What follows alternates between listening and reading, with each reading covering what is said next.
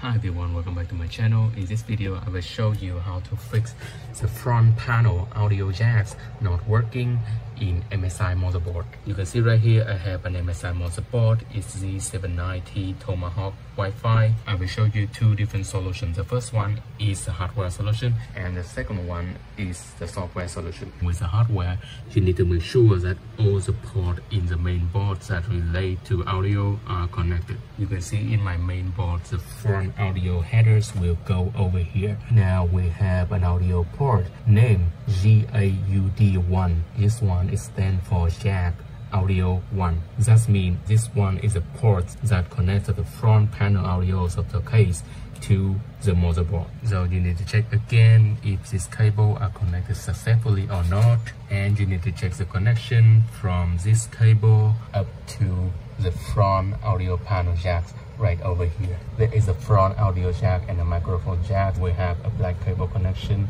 connect to the motherboard.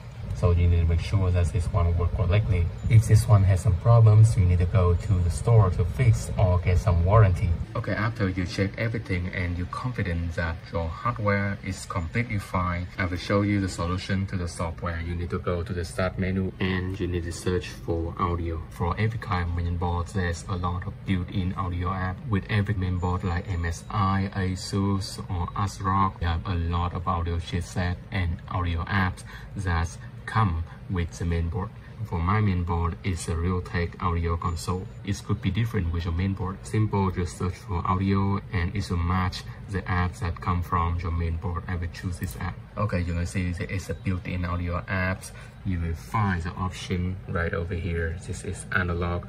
This will indicate the black panel over here and the front panel. And if you choose the setting over here, you will see one option called disable front panel jacks. This one is the reason you can't use the front panel jack of your PC.